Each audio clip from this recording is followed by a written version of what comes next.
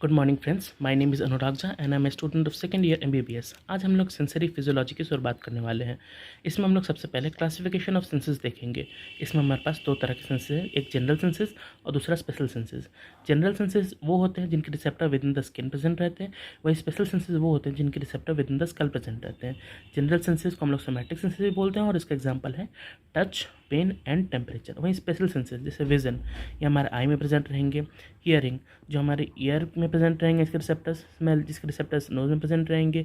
Test, जिसके receptors टंग में present रहेंगे। और बैलेंस, जो कि वेस्टिबुलर ऑर्गन, जो कि इनसाइड द ईयर ही होता है, यानी विद इन द स्कल ही इसके रिसेप्टर प्रेजेंट रहते हैं। इन सारे सेंसेस को हम लोग अलग यूनिट में पढ़ेंगे जिसका नाम है स्पेशल सेंसेस, वो हम लोग बाद में पढ़ेंगे। अब एक बात ये है कि जो हमारा स्कल है उसके अराउंड स्किन होगा, तो स्किन के अराउंड, स्किन के अंदर जो सोमैटिक सेंसेस हैं उनके भी रिसेप्टर प्रेजेंट रहेंगे, इसलिए कन्फ्यूजन न रहे। स्कल के अराउंड जो स्किन है उसमें जनरल सेंसेस भी पाए जाते हैं। और ये आप लोग इसका एक्सपेरिमेंट जो क्रेनियल नर्व का एग्जामिनेशन होगा उसमें आप लोग करिएगा, ठीक है। आगे बढ़ते हैं। आगे में हम लोग देखते हैं कि टच सेंसेशन है वो ए बीटा फाइबर्स कैरी करते हैं और जो पेन सेंसेशन है वो ए डेल्टा और सी फाइबर्स कैरी करते हैं। आपने अर्लैंगर और गैसर क्लासिफिकेशन पढ़ा होगा, उसमें उन्होंने ए बी सी डी चार तरह से न्यूरॉन्स को डिवाइड किया था। इसमें ए को भी फर्दर ए अल्फा, ए बीटा, ए गामा, ए डेल्टा में डिवाइड किया था। तो जो टच सेंसेशन है वो ए बीटा फाइबर से कैरी करते हैं और पेन सेंसेशन ए डेल्टा और सी फाइबर्स, इनके स्पीड और नर्व कंडक्शन के बेसिस पे इन्होंने डिवाइड किया था। अब जो भी न्यूरॉन्स हैं जो कि हमारे रिसेप्टर से लेकर के जो कि स्पाइनल कॉर्ड तक इंफॉर्मेशन कैरी कहते हैं, उनको हम लोग फर्स्ट ऑर्डर न्यूरॉन्स कहते हैं। जैसे इस केस में ए बीटा, ए डेल्टा और सी फाइबर्स। वहीं सेकंड ऑर्डर न्यूरॉन्स क्या होते हैं? जो न्यूरॉन्स हमारे स्पाइनल कॉर्ड से लेकर के रिले स्टेशन यानी थैलेमस तक इन्फॉर्मेशन कैरी कहते हैं, उनको सेकंड ऑर्डर न्यूरॉन्स कहते हैं। और थर्ड ऑर्डर न्यूरॉन्स क्या होते हैं? थर्ड ऑर्डर न्यूरॉन्स वो होते हैं जो कि हमारे थैलेमस से लेकर के सेंसरी कॉर्टेक्स तक इन्फॉर्मेशन कैरी करते हैं। सिंस हम लोग अभी सेंसरी फिजियोलॉजी पढ़ रहे हैं तो हम लोग सेंसरी कॉर्टेक्स की बात करेंगे क्योंकि यहीं पे सारे सेंसेस फील होंगे हम लोग को। अब हम लोग क्लासिफिकेशन ऑफ रिसेप्टर्स पे आते हैं। आपके ज्ञानों बुक में बहुत सारे टाइप्स के रिसेप्टर के क्लासिफिकेशन दिया हुआ है, उनको हम एक एक करके देखते हैं। जैसे मैकेनो रिसेप्टर्स, पहला है मैकेनो रिसेप्टर। मैकेनो रिसेप्टर्स को हम लोग टच रिसेप्टर्स भी कहते हैं क्योंकि टच सेंसेशन को फील करने में हेल्प करता है। इसको ये प्रेशर भी फील कर सकता है। जैसे प्रोप्रियोसेप्टर्स, ये हमारे जॉइंट्स में प्रेजेंट रहते हैं और हमारे लोकेशन को बताते हैं, जैसे मसल लेंथ और टेंशन को। मतलब आप अपनी उंगली को देखिए, आप अपनी आंख बंद करके भी बता सकते हैं कि आपकी उंगली कहाँ है। क्यों? क्योंकि आपके इस उंगली के जॉइंट्स में रिसेप्टर्स प्रेजेंट हैं जिनको हम कहते हैं प्रोप्रियोसेप्टर्स, जो कि हेल्प करते हैं आपको बताने के लिए कि आपकी जॉइंट की पोजीशन कैसी है। फिर तीसरी आती है थर्मोरिसेप्टर्स। थर्मोरिसेप्टर्स मतलब जो टेम्परेचर सेंस करते हैं। नोसिसेप्टर्स, नोसिसेप्टर्स यानी पेन, एक्सट्रीम हीट और एक्सट्रीम कोल्ड। एक्सट्रीम हीट कितना? 45 डिग्री सेल्सियस से ज़्यादा। एक्सट्रीम कोल्ड कितना? Less than 5 degree Celsius. तो ये तीनों को सेंस करने वाले रिसेप्टर्स को हम लोग नोसिसेप्टर्स बोलते हैं। अब आते हैं कीमो रिसेप्टर्स। कीमो रिसेप्टर्स नाम से ही पता चल रहा है जो केमिकल को सेंस करें। तो केमिकल कहाँ? इन्वायरमेंट कहाँ? बाहर भी हो सकता है, अंदर भी हो सकता है बॉडी के, ठीक है। Photo receptors, photo means light, receptor मतलब सेंस करने वाला, जो लाइट को सेंस करे, जैसे रॉड्स एंड कोन्स जो हमारे आई में प्रेजेंट रहते हैं। नेक्स्ट है टेलीसेप्टर्स। टेलीसेप्टर्स क्या होते हैं? जो डिस्टेंस स्टिमुलस को रिसीव कर सके। डिस्टेंस मतलब दूर से, जैसे फोटो रिसेप्टर्स, दूर से हम लोग किसी चीज़ को देख के पहचान सकते हैं। तो ये इसका एग्जांपल हो गया टेलीसेप्टर्स का। अब दो तरह के रिसेप्टर्स और बच जाते हैं, एक्सटेरोसेप्टर्स और इंटरोसेप्टर्स। एक्सटेरो मतलब एक्सटर्नल और इंटरोसेप्टर्स मतलब इंटरनल। जो कि एक्सटर्नल स्टिमुलाई को रिसीव करे वो एक्सटेरोसेप्टर्स और इंटरनल स्टिमुलाई को जो रिसीव करे वो इंटरोसेप्टर्स होते हैं। चलिए अब हम लोग प्रॉपर्टीज़ ऑफ रिसेप्टर्स देखते हैं।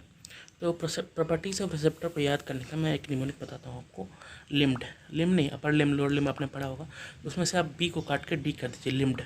लिम्ड से क्या हो गया? चार लोकेशन, इंटेंसिटी, मोडालिटी और ड्यूरेशन। अब एक डेफिनेशन आता है सेंसरी कोडिंग। इसका मतलब क्या है? सेंसरी कोडिंग, जैसे हम लोग प्रोग्राम की कोडिंग करते हैं ना, ऐप्स में करते हैं, कंप्यूटर में कोडिंग करते हैं ना, वही अगर कोई भी रिसेप्टर पे कोई स्टिमुलस आया तो आपको कैसे फील होगा, सेंसेशन कैसे इसको बनाया जाए, इस प्रोसेस को हम लोग सेंसरी कोडिंग कहते हैं। वही लिखा हुआ है, converting a receptor stimulus to a recognisable sensation is known as sensory coding. चलिए हम लोग प्रॉपर्टीज़ पर आगे बढ़ते हैं। लोकेशन मतलब जहाँ भी बॉडी का साइट और स्पेस जहाँ स्टिमुलस ओरिजिनेट हुआ, ये कहीं भी हो सकता है, स्किन, आई एटसेट्रा, ठीक है। अब दो टर्म आते हैं, रिसेप्टिव फील्ड और रिसेप्टिव डेंसिटी। जैसे मेरी स्किन है, इस पर मेरे स्किन पे किसी ने यहाँ पे प्रिक किया, तो रिसेप्टिव फील्ड वो एरिया है जहाँ पे मुझे ये रिस्पॉन्स फील होगा। और रिसेप्टिव डेंसिटी क्या है? रिसेप्टिव डेंसिटी होता है नंबर ऑफ रिसेप्टर्स जहाँ पे एक एरिया में प्रेजेंट हो। ये हाईएस्ट कहाँ प्रेजेंट होते हैं नंबर ऑफ रिसेप्टर्स? ये फिंगर टिप्स पे और लिप्स पे। और लोएस्ट कहाँ रहते हैं? ट्रंक और हिप के बैक पे। ये आपका एक वाइवा का क्वेश्चन बन सकता है, इसको आप ज़रूर याद रखिएगा। ठीक है, हम लोग आगे बढ़ते हैं। आगे है दूसरा है लिम्ड में एल आई, आई से इंटेंसिटी। इंटेंसिटी क्या होता है, जो रिसेप्टर होता है वो अपना सिग्नल एक्शन पोटेंशियल के थ्रू कन्वे करता है, और आपको पता है एक्शन पोटेंशियल ऑल और नन लॉ फॉलो करता है। इसका क्या मतलब होता है कि इसका जो एम्पलीट्यूड है वो सेम रहेगा लेकिन फ्रीक्वेंसी चेंज करेगा। तो जितनी ज़्यादा फ्रीक्वेंसी रहेगी उतना ही ज़्यादा हम लोग को इंटेंसिटी से वो स्टिमुलस फील होगा। ये लिखा है मैंने इंटेंसिटी में, ठीक है। देखिए जैसे ये एक्शन पोटेंशियल है तो इसका एम्पलीट्यूड हर बार सेम रहने वाला है, लेकिन अगर यहाँ पे फ्रीक्वेंसी ज़्यादा है, एम्पलीट्यूड ऑलमोस्ट सेम है, तो यहाँ पे फ्रीक्वेंसी ज़्यादा तो स्टिमुलस कम ज़्यादा फील होगा। लेकिन हमने यहाँ पे फ्रीक्वेंसी को बहुत ही कम कर दिया तो यहाँ पे जो स्टिमुलस है वो बहुत कम फील होगा, ठीक है। अब हमारे पास नेक्स्ट आता है मोडालिटी। मोडालिटी होता है फॉर्म ऑफ एनर्जी या टाइप ऑफ स्टिमुलस, जैसे टच, पेन, प्रोप्रियोसेप्शन, ये सब एग्जाम्पल है मोडालिटी के, ये भी हम लोग को फील होते हैं। ड्यूरेशन क्या होता है, स्टार्ट से लेकर स्टॉप तक, जब तक वो स्टिमुलाई रिसेप्टर पर एक्ट करेगा उसको हम लोग ड्यूरेशन बोलेंगे। अब ड्यूरेशन से रिलेटेड एक टर्म आता है रिसेप्टर एडेप्टेशन। रिसेप्टर एडेप्टेशन ये होता है कि अगर कोई भी स्टिमुलस कांस्टेंट स्ट्रेंथ यानी दिया जाए उस सेंसरी रिसेप्टर पे, तो जो फ्रीक्वेंसी ऑफ एक्शन पोटेंशियल है वो धीरे धीरे कम होता जाता है। मतलब शुरुआत में तो उसका जो फ्रीक्वेंसी होता है वो बहुत ज़्यादा रहता है, इंटेंसिटी ज़्यादा रहती है, पर टाइम बीतने के साथ जब उसका इंटेंसिटी फ्रीक्वेंसी कम होने लगता है तब हम लोग रिसेप्टर उसको अडेप्ट कर लेता है। इसी को हम लोग रिसेप्टर अडेप्टेशन कहते हैं। इसी बेसिस पे हम लोग दो टाइप में रिसेप्टर को बांट सकते हैं। एक रैपिडली अडेप्टिंग जिसको फेजिक भी बोलते हैं, दूसरा स्लोली अडेप्टिंग जिसको टोनिक भी बोलते हैं। रैपिडली अडेप्टिंग आप याद कर सकते हैं, दोनों कॉर्पसल्स होंगे। कौन कौन से कॉर्पसल्स, बिजनस कॉर्पसल्स, पेसिनियन कॉर्पसल्स। और स्लोली अडेप्टिंग यानी टोनिक में मकल सेल्स, रफिनीज एंडिंग्स और मसल स्पिंडल्स एंड नोसोसेप्टस, ये सब आ जाएंगे। अब ये सब क्या है, ये लोग हम लोग नेक्स्ट टॉपिक में देखने वाले हैं ये सब क्या है। नेक्स्ट टॉपिक हमारा है टच रिसेप्टर्स। टच रिसेप्टर्स को हम लोग मैकेनो रिसेप्टर्स भी कहते हैं। इसका मॉडलिटी क्या है, यानी क्या सेंस करता है, ये टच सेंस करता है। लोकेशन क्या है, स्किन में प्रेजेंट रहेगा of course. First order neuron क्या रहेगा इसका, ए बीटा फाइबर्स, हमने पहले भी इसे बता चुके हैं। 4 रहते हैं ये नंबर में, इनको 4 में 2 2 करके बांटा गया है। 2 मतलब 2 सुपरफिशियल और 2 डीप, ठीक है। 2 सुपरफिशियल को याद करने का ट्रिक क्या है कि ये दोनों एम से स्टार्ट होते हैं। एम से कौन से स्टार्ट होते हैं, मिजनस कॉर्पसल्स, मर्कल सेल्स। और 2 डीप क्या है, पेसिनियन कॉर्पसल्स और रफिनीज एंडिंग्स, आपको याद करना है, ठीक है। अब मिजनस कॉर्पसल्स हम लोग एक एक करके सबको देखते हैं। मिजनस कॉर्पस सबसे पहला है। ये क्या होता है, आपने एक न्यूरॉन पढ़ा होगा, न्यूरॉन में एक सेल बॉडी रहता है, एक्सॉन रहता है, डेंड्राइट्स रहता है। तो जो न्यूरॉन के डेंड्राइट्स होते हैं वो इनकैप्सुलेटेड रहते हैं कनेक्टिव टिश्यू में, ये मिजनस कॉर्पसल्स प्रेजेंट रहते हैं और ये सुपरफिशियली स्किन में प्रेजेंट रहते हैं। इसका जो मेन क्वेश्चन बनता है कि ये रिस्पॉन्ड करता है स्लो वाइब्रेशन या लो फ्रीक्वेंसी वाइब्रेशन को। इसके अलावा ये किसको रिस्पॉन्स करता है, टेक्सचर को और फाइन टच को। ये मोस्ट एबंडेंट प्रेजेंट रहता है। मोस्ट एबंडेंट सबसे ज़्यादा नंबर में कौन से रिसेप्टर्स प्रेजेंट रहते हैं, मिजनस कॉर्पसल्स, ये भी याद रखिएगा। और ये लिप्स और फिंगर टिप्स में, आपको पता है कि सबसे ज़्यादा डेंसिटी कहाँ होती है हमारी फिंगर टिप्स और लिप्स में, उसमें भी सबसे ज़्यादा रिसेप्टर्स कौन से प्रेजेंट रहते हैं, मिजनस कॉर्पसल्स। चलिए आपका एक आंसर आपने सही कर लिया, ठीक है। मर्कल सेल्स पे आते हैं। मर्कल सेल्स क्या होते हैं, डेंड्राइटिक एंडिंग्स ही होते हैं पर ये एक्सपेंडेड रहते हैं और ये किसको रिस्पॉन्ड करते हैं, सस्टेन्ड प्रेशर और टच को। अब एक क्वेश्चन आता है कि ब्लाइंड पीपल जो है वो ब्रेल लिपि पढ़ते हैं, ब्रेल रीडिंग सिस्टम, उसमें वो कैसे वर्ड्स को पहचानते हैं, उसमें वो एजेस और कॉर्नर्स को सेंस करते हैं, कैसे, जो मर्कल सेल्स हैं उनकी हेल्प से। मर्कल सेल्स क्या करते हैं, एजेस और कॉर्नर्स के लिए सेंसिटिव होते हैं, जो हेल्प करते हैं। तो ये आपका एक क्वेश्चन है जो आप ध्यान में रखिएगा कि ब्लाइंड पीपल में कौन सा हम लोग सेल्स का मेन यूज़ होता है, तो मर्कल सेल्स का यूज़ होता है। अब हम लोग आते हैं पेसिनियन कॉर्पसल्स। पेसिनियन कॉर्पसल्स क्या होते हैं, ये कॉकटेल ओनियन अपीयरेंस देते हैं। क्यों, क्योंकि जो कंसेंट्रिक लेमिनली ऑफ कनेक्टिव टिश्यू है ये डेंड्राइटिक एंडिंग्स को ऐसे घेर के रखती हैं, अनमाइलेटेड डेंड्राइटिक एंडिंग्स को, कि इससे कॉकटेल ओनियन का अपीयरेंस आता है। ये मैंने आपके ज्ञानों बुक से लिया है, आप इसको पढ़ सकते हैं। रिस्पॉन्स टू किसको रिस्पॉन्ड करता है, डीप प्रेशर और फास्ट वाइब्रेशन। हमने ऊपर में देखा कि जो मिजनस कॉर्पसल्स हैं वो स्लो वाइब्रेशन या लो फ्रीक्वेंसी को रिस्पॉन्स करता है, लेकिन जो पेसिनियन कॉर्पसल्स हैं वो फास्ट वाइब्रेशन यानी हाई फ्रीक्वेंसी के वाइब्रेशन को रिस्पॉन्ड करता है। ये दोनों बात आप ध्यान रखिएगा कौन किसको करता है।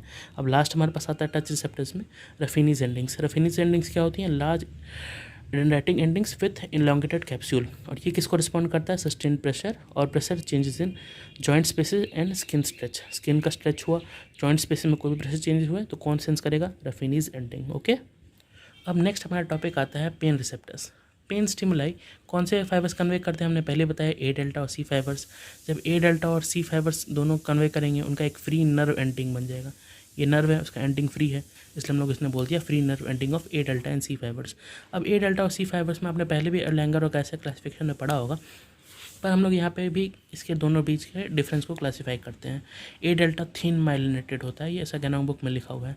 सी तो अनमाइलिनेटेड होता है। तो माइलिनेशन से क्या होता है आपको पता है, स्पीड बढ़ जाती है। तो स्पीड बढ़ जाती है तो फास्ट पेन कैरी करेगा। फास्ट पेन को हम लोग फर्स्ट पेन भी कह सकते हैं और एपिक्टिक पेन भी कहते हैं। यहाँ पे अनमाइलिनेटेड है तो स्लो पेन रहेगा। स्लो पेन के अलावा इसको सेकेंड पेन या प्रोटोपैथिक पेन भी कहते हैं। अब जो बहुत चुभन वाला पेन होता है, शार्प प्रिकिंग एक्यूट पेन, वो ए डेल्टा फाइबर्स कैरी करते हैं। लेकिन वही डल डिफ्यूज क्रोनिक बर्निंग पेन, मतलब बता नहीं सकते कि किस पर्टिकुलर एरिया से, पिन पॉइंट नहीं कर सकते कि इसी पर्टिकुलर एरिया से वो पेन सेंसेशन आ रहा है, तो हम लोग इसको पेन डल डिफ्यूज क्रॉनिक बर्निंग पेन कहेंगे और ये सी फाइबर्स कैरी करते हैं। अब इवोल्यूशन के बेसिस पे ये न्यू है, ये ओल्ड है। तो न्यू के लिए हम लोग वर्ड यूज़ करते हैं न्यू और ओल्ड के लिए करते हैं पैलियो। तो इसको हम लोग न्यू स्पैनोथैल्मिक पेन कह दिया और इसको पैलियो स्पैनोथैल्मिक पेन कह दिया। आज का जो मेन न्यूरोट्रांसमीटर है ए डेल्टा फाइबर्स, वो है ग्लूटामेट, और सी के लिए वो ग्लूटामेट और सब्सटेंस पी पर आपको पर्टिकुलरली चुनना पड़े तो सब्सटेंस पी भी आप पी ही चुनिएगा, क्योंकि ग्लूटामेट तो दोनों में कॉमन है और ग्लूटामेट ज़्यादा स्पेसिफिक है ए डेल्टा के लिए। अब पेन का डेफिनेशन क्या है? N unpleasant sensory and emotional experience associated with actual और पोटेंशियल टिश्यू डैमेज और described in terms of such damage. आपको कोई भी पोटेंशियल या एक्चुअल कैसा भी डैमेज हो सकता है और वो सेंसरी भी हो सकता है और इमोशनल भी हो सकता है। तो ऐसी कोई भी चीज़ एक्सपीरियंस करें इसको पेन कहते हैं। नेक्स्ट टर्म हमारा आता है हाइपर एल्जेसिया। हाइपर मतलब ज़्यादा, एल्जेसिया मतलब पेन। तो एग्जैजरेटेड रिस्पॉन्स, कोई भी नॉक्सियस स्टिमुलस आएगा उसका रिस्पॉन्स आपका एग्जैजरेटेड होगा, जिसको हम लोग बोलेंगे हाइपर एल्जेसिया। ज़्यादा पेन आपको महसूस होगा। जो भी केमिकल्स पेन प्रोड्यूस करते हैं उनको क्या कहते हैं हम लोग? एल्गोजेंस। कौन कौन से एल्गोजेंस हम लोग जानते हैं? Substance P, serotonin, bradykinin. ये आपका एक क्वेश्चन है कि most powerful pain producing chemical कौन सा। हमारे पास जो नेक्स्ट टर्म आता है वो है एलोडाइना। एलोडाइना मतलब क्या होता है? Sensation of pain in response to normally innocuous stimulus. मतलब स्टिमुलस वैसा हार्ड नहीं है, लेकिन आपको जो उसका सेंसेशन ऑफ पेन है वो बहुत ही हाई है। ऐसा का वो एग्जांपल दे सकते हैं, जैसे आपको सनबर्न हो गया गर्मी में, मान लीजिए आपको सनबर्न हो गया और आप फिर गर्म पानी से नहाने चले गए, तो जब आप वार्म शावर लीजिएगा सनबर्न में तो एलोडाइना का फेनोमेनन एक्टिवेट हो जाएगा और आपको जो सेंसेशन ऑफ पेन है वो बहुत ही ज़्यादा एग्जैजरेटेड होगा। हालांकि स्टिमुलस उतना हार्श नहीं है, पर आपको पहले से सनबर्न हो चुका है, इसीलिए एलोडाइना के फेनोमेनन के कारण आपको ज़्यादा पेन सेंसेशन फील होगा। अब एनाल्जेसिक क्या होता है? एनाल्जेसिक वो सब्सटेंसेस होते हैं जो कि पेन को रिलीव कराते हैं, कम कराते हैं। तो मोस्ट पोटेंट एनाल्जेसिक क्या होता है? मॉर्फिन। मॉर्फिन क्या है? एक ओपॉइड है। मॉर्फिन हम लोग टर्मिनली इल कैंसर पेशेंट्स में देते हैं, जब पेन बहुत ही असहनीय हो जाता है तब हम लोग ये इसका यूज़ करते हैं। क्या बॉडी के अंदर भी बनते हैं? हाँ, बॉडी के अंदर भी बनते हैं और इसको एंडोजिनस मॉर्फिन बोलते हैं। एंडोजिनस मॉर्फिन कहाँ बनते हैं? पेरी एक्विडेक्टल ग्रे मैटर में, PAG। ये बहुत इंपॉर्टेंट क्वेश्चन है, आप इसको याद रखिएगा, कहाँ बनते हैं? पेरी एक्विडेक्टल ग्रे मैटर में। ठीक है, अब एग्जांपल देखिए, एंडोजिनस मॉर्फिन, यहाँ से एंड लिया हमने, यहाँ पे ऑर्फिन लिया, बना दिया एंडोर्फिन। चलिए एक एग्जांपल हो गया आपका, एंडोर्फिन याद हो गया आपको। दूसरा एनकेफेलिन, डायनोर्फिन, ये तीनों किसके एग्जांपल हैं? एंडोजिनस मॉर्फिन के। अब ज्ञानों में क्वेश्चन दिया हुआ है कि why do aspirin and other NSAIDs elevate pain. Elevate मतलब होता है लेसन, लेसन मतलब कम करना। ठीक है, तो एक एराकिडोनिक एसिड होता है, उसका वो मेटाबोलाइट होता है साइक्लोऑक्सीजनेज का। ठीक है, प्रोस्टाग्लैंडिन E2। अब ये रिलीज़ होता है डैमेज सेल से और हाइपर एल्जेसिया प्रोड्यूस कराता है।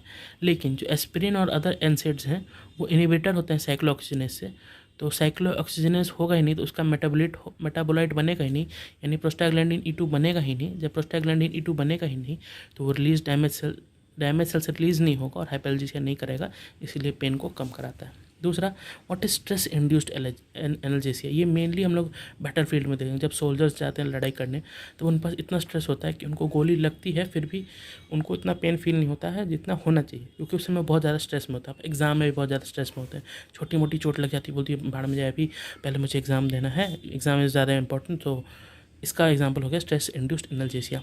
अब हम लोग आते हैं gate control theory. Gate control theory क्या कहता है कि मसाजिंग से जो आपका दर्द है वो कम हो जाता है। आपने देखा होगा कि कहीं आपको चोट लग जाती है तो आप उसको स्किन को रब करने लग जाते हैं, मसाज करने लग जाते हैं। उसका कारण क्या है? उसका कारण है गेट कंट्रोल थ्योरी। ए डेल्टा और सी फाइबर जो होते हैं वो एक्टिवेट कर देते हैं प्रोजेक्शन न्यूरॉन को स्पाइनल कॉर्ड पे, और ये जो है वो पेन को प्रोजेक्ट करता है सेंसरी कॉर्टेक्स पे। जब हम लोग मसाज करते हैं तो टच रिसेप्टर एक्टिवेट हो जाएंगे। जब टच रिसेप्टर एक्टिवेट हो जाएंगे तो हमने पहले पढ़ा है कि ए बीटा फाइबर्स को टच सेंसेशन को कैरी करेंगे और वो करेंगे स्टिमुलेट करेंगे इनहिबिटरी न्यूरॉन को। इनहिबिटरी न्यूरॉन क्या करेंगे? जो यहाँ पर हम लोग प्रोजेक्शन न्यूरॉन्स देख रहे थे उनको इनहिबिट कर देंगे। अब प्रोजेक्शन न्यूरॉन इनहिबिट हो जाएंगे तो वो पेन को आगे सेंसरी कॉर्टेक्स तक प्रोजेक्ट नहीं कर पाएंगे, जिससे हम लोग को पेन कम फील होता है। यही हमारा है गेट कंट्रोल थ्योरी। लास्ट हमारा टॉपिक है थर्मो रिसेप्टर। आज के लिए थर्मो रिसेप्टर क्या है, जो कि टेम्परेचर को सेंस करे। दो तरह से डिवाइड करते हैं, कोल्ड डिटेक्टिंग, वार्म डिटेक्टिंग। तो कोल्ड डिटेक्टिंग के लिए कौन से फाइबर्स यूज़ होते हैं, A delta C fibres. Warm detecting के लिए कौन से यूज़ होते हैं, सी फाइबर्स। ये 4 से 10 गुना ज़्यादा नंबर में होते हैं cold detecting as compare to warm detecting. इसका रेंज क्या है, 10 डिग्री सेल्सियस से 24 डिग्री सेल्सियस। और यहाँ पे इसका रेंज क्या है, 30 डिग्री सेल्सियस से 46 डिग्री सेल्सियस। कहीं कहीं 45 मिलेगा, पर ज्ञानों में 46 डिग्री सेल्सियस लिखा हुआ है। अब दो एक टर्म है टीआरपी। टीआरपी मतलब क्या होता है, ट्रांसिएंट रिसेप्टर पोटेंशियल। अब इसमें हम लोग एम लगा दिए। मेंथॉल, मेंथॉल मतलब ठंड कराने वाला शैम्पू में मिलता है, आपको पता ही होगा, बहुत से पाउडर में मिलता है। तो मेंथॉल ठंड कराती है। तो ये जो ए डेल्टा और सी फाइबर्स हैं वो किसके थ्रू एक्ट करते हैं, इस चैनल के थ्रू एक्ट करते हैं। इस चैनल का नाम क्या है, टीआरपीएम। टीआरपीएम मतलब ट्रांजिएंट रिसेप्टर पोटेंशियल मेंथोल। लेकिन अगर आप वार्म डिटेक्टिंग चैनल्स का बात करें तो सी फाइबर्स जो हैं वो इस चैनल के थ्रू एक्ट करते हैं। इसका क्या नाम है, टीआरपीवी। टीआरपीवी मतलब ट्रांजिएंट रिसेप्टर पोटेंशियल वेनिलॉइड चैनल। वेनिलॉइड कहाँ मिलता है, कैप्सिकम, ये सब मिर्ची खाते हैं, आपको कहीं गर्मी लगती है ना, यही होता है। इसका रेंज देखिए आप, 30 डिग्री सेल्सियस से 46 डिग्री सेल्सियस, यानी इसके बीच में हमारा नॉर्मल बॉडी टेम्परेचर भी आ गया। यानी नॉर्मल बॉडी टेम्परेचर कितना होता है, 37 डिग्री सेल्सियस। तो इसको भी डिटेक्ट करता है एक चैनल जिसका नाम है TRPV3 चैनल। ये भी एक क्वेश्चन है, इसको आप ध्यान में रखिएगा। वार्म पेन किसको कहते हैं, 45 डिग्री सेल्सियस से ज़्यादा। और कोल्ड पेन किसको कहते हैं, 5 डिग्री सेल्सियस से कम। ये मैंने पहले ही बात कर चुका है। इसी के साथ हमारा रिसेप्टर जो चैप्टर है वो ख़त्म होता है। अगर आपको ये डिस्क्रिप्शन अच्छा लगा तो आप प्लीज़ चैनल को सब्सक्राइब करें। और नेक्स्ट वीडियो मैं थोड़ी दिन में लाने वाला हूँ, तो प्लीज़ सब्सक्राइब करके रखें, शेयर करें, लाइक करें अपने बैचमेट्स के लिए। Thank you.